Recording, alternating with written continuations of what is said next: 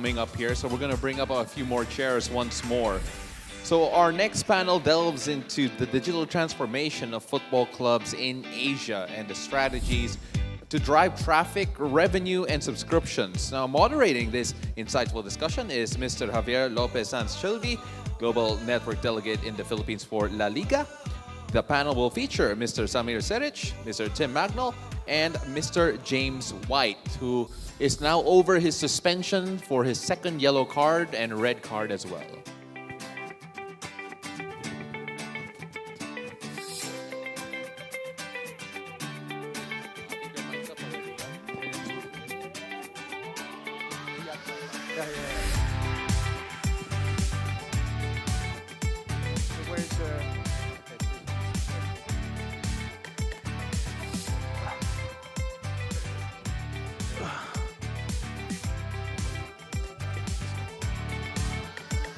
Hello, guys. It's nice to see you again. So in all honesty, I had prepared a very nice set of questions, but during the last hour, you explained them all. So I think we can probably go home already. But no, in the meantime, I'm going to make up some new questions and of course, just jump in. And I think what we can do is to maybe take the opportunity to dive a little bit deeper onto the things that you guys talk about. So the name of the panel is Digital Transformation of Football Clubs in Asia and How to Drive Traffic, Revenue, and Subscriptions. No? So you're probably guessing already what we're going to talk about. So yeah, just to get started, I was planning to tell you guys to introduce a little bit of what you're doing, and I think we can skip that part. So I'll go with James first. There's something you just said now, which is that us or clubs are building those communities, but then maybe Facebook is eventually owning, and that certainly sounds unfair. So with that, in which ways you think these clubs can start collecting their own rich fan data through this content and gamification, but most importantly, how do you think they can fight eventually this Facebook to not come back? Because of course users are really comfortable using those apps, no? So what do you think could be the solution here? Well, it's not a matter of fighting Facebook or YouTube or Instagram. It's a matter of flipping the script. Instead of putting all your good stuff over there, you just put teasers there and send direct links to back to your own platform. So you use those platforms to market for you, market on your behalf. And that way, people are still getting their content on Instagram, Facebook, YouTube. They're still getting some stuff. They're still going there. You can still grow that fan base. It's going to be a very valuable marketing vehicle to drive people to your own platform.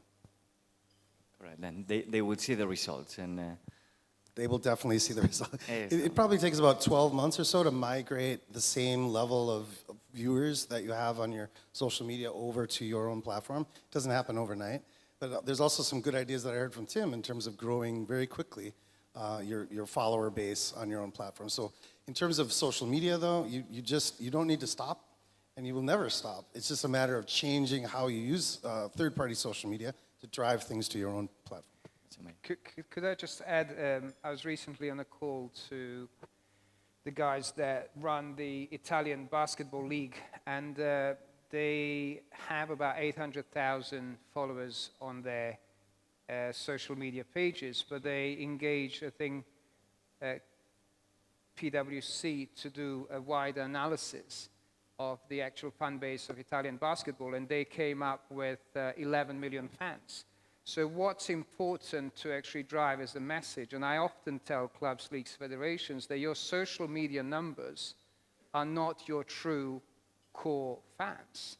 Your actually core fans are much, much bigger than whatever your Facebook, Twitter, YouTube is. For example, we're soon going to release the fan engagement platform with Kaizer Chiefs. In South Africa, biggest football franchise, 40 million fans, but on their social media, it's only 2 million. So in actual fact, if we understand that the blockchain technology we're talking about is been around for decades, that the fintechs of the world and the bank challengers of the Revolut, Monzo, and so many other sort of digital banks around there have been around long enough that everyone around the world, in this part of the world, in Africa, has got a smartphone. An actual fan base is a multiple of what's out there on social media. So we might think that we're competing with Facebook, Instagram, and Twitter, as James said.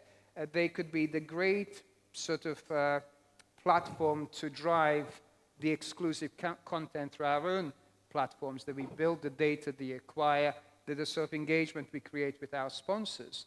But it's the actual, I think, one of the discussions we had yesterday is about the challenges and the lack of education and understanding of those that are owning sporting properties and managing and operating sporting properties to actually understand they're also running a media business, not just the sport business. Of course, no, and in line with that, and the next question, I'll stay with you because it is true. I mean, it makes a lot of sense, but it is still new to many of them, right? And sometimes I don't think it's even that easy to understand how it works or how can it benefit them. So my question for you was, when approaching clubs with these innovative solutions and some of the examples we've been seeing from you guys, do you find barriers or walls from the clubs in terms of engaging them and you know, or literally how do they react to the app that you just show us? So I mean, absolutely, the fear factor kicks in, and we know that the fear is a great controlling mechanism in politics because there's politicians around the world that spread the fear in order to win elections and campaigns. I think the issue with the football world in particular is still set in the old ways. And whether you're talking to the big clubs or small clubs, there's that lack of understanding, lack of education, and a huge scaremongery, as Tim was mentioning, about the notions of NFTs, tokens. In actual fact, what are the NFTs? Non-fungible. Even that jargon that has to be taken out. You know, these are digital collectibles. We as human beings, as Tim mentioned, have been collecting stamps, have been collecting sort of miniatures for centuries and millennia. We are the sort of the creatures of habit. We like to collect, we like to stock. This is just another way, another realm where we're going to have stadiums and arenas soon built in metaverse. It's going to be the engagement with the avatars and things that are not something that maybe even my generation, my father's generation understands. But as we talked about the Gen Z and Gen Alpha, which are our kids aged 10, 12, 14, are going to be consuming the content and engaging in a very different way. So education is absolutely important, and removing these barriers and speaking layman terms. And I think that's what a sports tech world hasn't really been very good at. Maybe what's interesting there is that the actual users, those new generations, they're not going to find it complicated. No? That's what clubs should feel comfortable with. I'll go with Tim and stay in the same line, I think, but something you show is that, or you mentioned during your presentation, is that it's certainly not that complicated, right? It is doable, but still trying to get a little bit more technical from the overview that you show. How can we build these new audiences on blockchain and drive revenue from it? It starts really with the clubs, and I think, as Samir said, it's getting them to buy into it. There is still very much a view that Web3 should sit in sponsorship. We spoke with the club recently, and it was, look, we'll come in, we'll educate you, we'll give you a blueprint to be able to do this themselves, but they go, no, we just want to take a sponsorship deal. So there is still this very, very short-sighted view. If we get over that, then what the clubs then have to do is they really have to believe in it and then start educating their inner circle about what this is, and then actually start creating and speaking to their fan base. It's amazing how many clubs don't actually speak to their fan base or don't actually listen to them about what type of product the fans want. And so people will just, I mean, still to this day, clubs will release an NFT and then go, why haven't we made $1 million? The same way I said, if they do one Instagram post and you don't get 1 million followers, they still think that. So I think for us, it's creating a product that brings people into the club. maybe a very small barrier to entry could be price, but do it free, do it very low price, bring them in and bring them something that they actually want. If you can't think of anything as a club, it's okay, you don't have to do blockchain. And blockchain is also everything that you can do with Web 2, or sorry, everything you can do in Web 3, you can do in Web 2. This is about just building and creating that newer audience and then being able to monetize it. So as I said, create something free, then have that audience and make sure they're engaged through new channels, for example, Discord. And I think actually this whole conference, we've not heard anyone mention Discord. And it's a great way to build that new audience and then use that to monetize it and monetize that audience. And then because you've got a completely clean platform, and then you can go to, if we say McLaren, you can go to Richard Mille and then you can monetize them through that way. So I think you start with education, then you create something that they actually want, that they feel that they're getting a benefit from, and then you start looking to monetize them rather than just trying to bombard them with ads straight away. I have the feeling, I know these platforms are fairly new and still on process, right? But I do have the impression that those who started trying them, those clubs that you are maybe working on, working with already, they're pretty happy with the results, right? Like once they jump in, it's probably working well. Yeah, I mean, McLaren are over the moon. I mean, to have 1 million people and have over 3 million claims and then be able to have that data, you wouldn't get that from any of your other channels, from Instagram, from any of the other social medias, and then be able to monetize it. So, yeah, it's fantastic. And then what we've done with Ronaldo has been great as well. But there's still such a long way to go for other organizations and other sports clubs to jump into this space. They need to digitalize. Okay, I'll go back to James.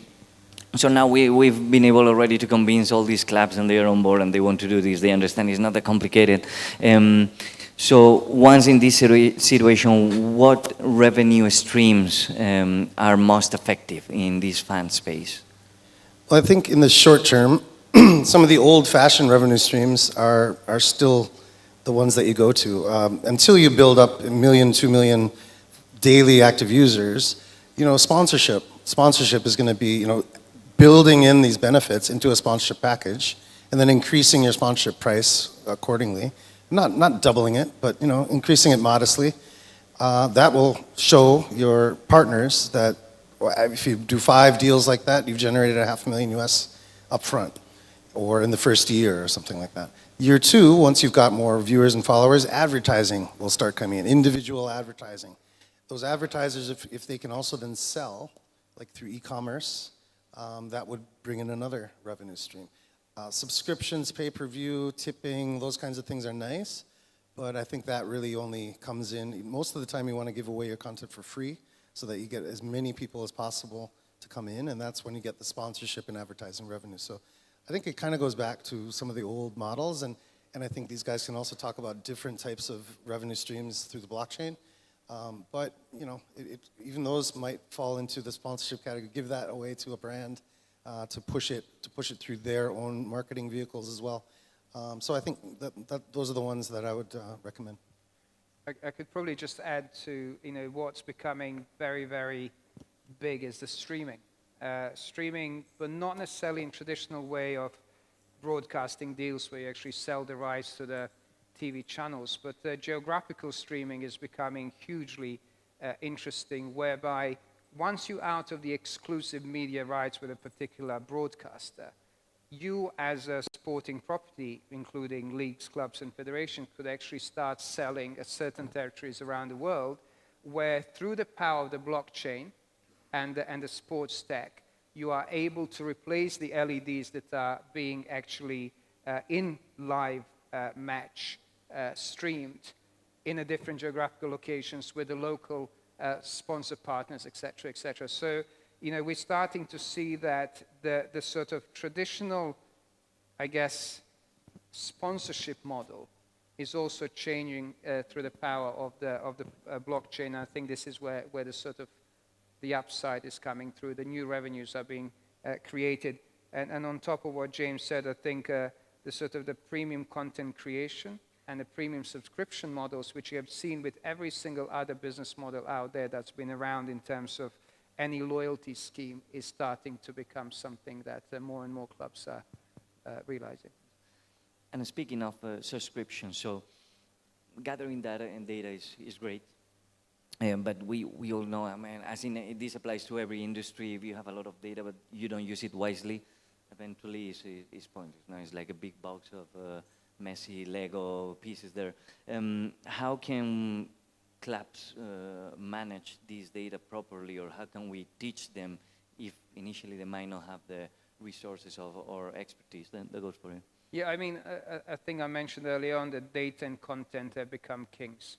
I think understanding that you're sitting on the data points that you used to give away to Facebook, Twitter, and Instagram is something that makes you realize that you have a massive, massive opportunity to turn that into revenues and turn that into activation and turn that into the engagement. So I think every football club or sporting property should have their marketing and digital guys sent to certain courses or engage the sort of partners that can really teach them. I think we talked about the importance of education. I think having spoken to the leagues around the world, actually more recently, including the Saudis, they are fed up with the big four coming in and producing these glossy reports in hundreds of pages long and hundreds of thousands of dollars or early millions expensive, without a real action plan how to deploy things and implement things. So the key partnerships, the education, and understanding what you do with the data points, it's not rocket science. It's been done elsewhere. I recently came across the guys that work closely with South African rugby. A few years ago, their sponsorship packages were diabolical to what they are now. So when you realize that you have a global brand, I mean, we heard from Scott early on with All Blacks, you know, the biggest rugby global brand around the world with 60 million fans. Imagine when they totally deployed what we're talking about here. And why data acquisition and user acquisition in every other business. You know, you have 1 million users, your company is worth tens of millions. You have 10 million users, you are billion plus, you're unicorn. Imagine all the football clubs around the world with tens and hundreds of millions of users.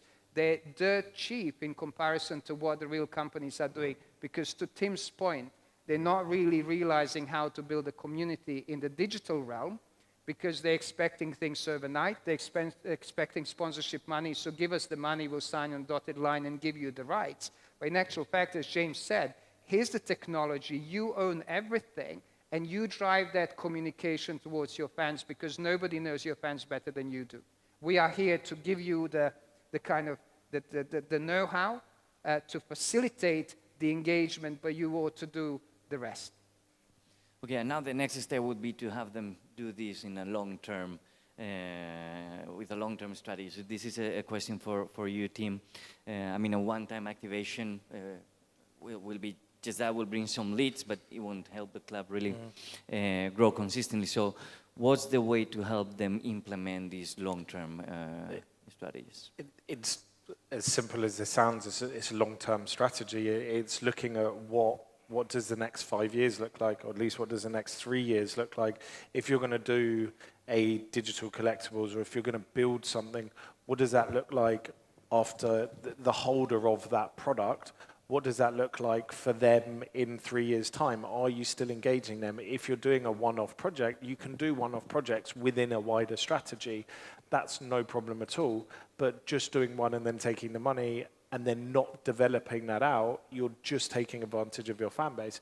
So the way to really implement it is to, again, educate the clubs internally and give them a team. Every single football club, big or small, has a social media team or person within. Whereas John mentioned blockchain once, he's going to now run our blockchain division, our Web3 division, but he's also got 3-4 other jobs. So until the clubs are actually ready to put resources into it and say, I mean, we at Capital Block launched a Web3 masterclass where we came in and we come into sports clubs and we give them everything. We give them all of the tools, we give them the tech, we actually give them a strategy to do their first drop. and we go, look, you now have a play-by-play book of what you need to do, because ultimately, we as an agency, yes, we want to drive this forward, but we want clubs to be building this internally, because if we want to have build this for the future, the same way social media is done, it has to come internally. Yes, we can support, yes, we can help as an external agency, but it has to come from them with a willingness. And I think, going back to your question before that, it frustrates me so much hearing, how do we convince clubs to monetize their data? It's your data and you're sitting on a gold mine, and then we're fighting with you to make you money. And then and help you understand that, and then they don't want to do it. So it's the joy of sports. So. Right. No, but it should happen organically. As soon as they try, they will see the results, and then the long-term strategy will be in their minds. But I know the first step of convincing them. That's the barrier, right? James. So now so once the club is consistently doing this, let's say we move to the long-term strategy, they're gathering fan data, and we have product and services to sell to them. What are the strategies to efficiently sell to the fans? Well, I think the key is programmatic advertising. So being able to deliver the message of a sponsor, advertiser, directly with the data. So you need your big data analytics to come in and be able to compartmentalize all of your different target groups within the fan base. But once you have that information, as long as you have the ability to deliver that sponsor promotion message directly to the people who are more likely to buy it, you're gonna win. So that's what Facebook ads does. That's what Google ads does. We've also got an element of that where we can just understand your target market from the sponsor and advertiser perspective, and then know who that is within your rich fan data set, and just link the two. So it sounds simple, it's obviously not, and it takes time to gather rich data on each individual fan. I mean, they've got to do things, they've got to buy things, it takes quite a number of months to create my rich data set. But through the excuses that we're creating on our platform, we're able to gather that data, and then you need a vehicle, and for us it's programmatic, direct programmatic advertising. Nice. A couple of more questions here for Samir again. So at Blogsport you talk about combining gamification with money can buy experiences, or money can buy products. So can you give an example, a more specific one, and explain why do you believe in this mix solution? So, I mean, a simple example is that, we work with clubs that sell out arenas. And if they could have filled the arenas, 40,000 people, they would have done it. But they've only got 21,000. So when you have that problem, then you really kind of go into the sort of element of the NFT ticketing. So what's NFT ticketing is really about giving additional benefits and perks to a very select number of fans. So 1% or 0.1% of your sort of ticket sales would go towards the fans that go behind the scenes. They have the experience of potentially winning a dinner with a captain, go in the dressing room, and all the things that traditional ticketing wouldn't be able to offer, because unless you're kind of giving away these prices, you don't do that. On top of that, we also develop play-to-earn games, so the opportunity for the fans to, again, monetize the lottery sort of raffle-type engagement with the club by winning certain sort of digital collectibles, which they, in return, the clubs decide without announcing in advance what they're going to get. So, these are the things what we call money can't buy experiences. It's not something that the clubs have done massively, as I mentioned early on in my presentation, unless you know the president of the club, unless you know the club owner, you never really go behind the scene. I mean, my grandfather was the chairman of the football club, so I used to fly with our local team to matches across Yugoslavia at the time, so for me it was a little bit different. I was lucky and privileged, but ask any other kid that was born and raised, we all had season tickets, 3 generations, my grandfather, father, and myself from the age of 2. I was lucky, but, everyone else would have given anything, just the opportunity to, fly with your team. So that's basically where I see huge opportunity for the clubs to kind of get a little bit deeper in engagement with the fans. Very nice.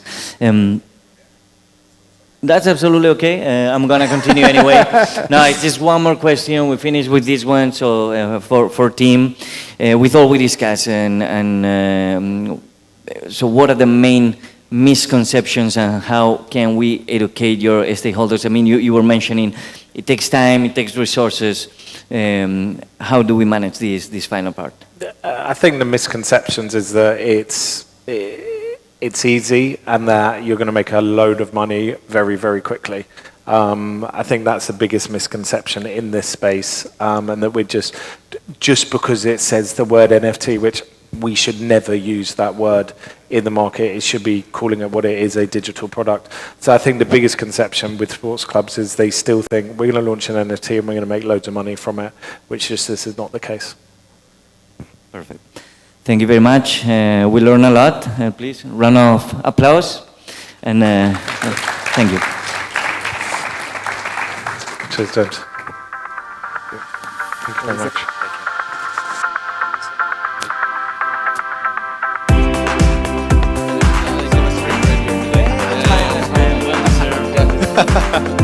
Ladies and gentlemen, the first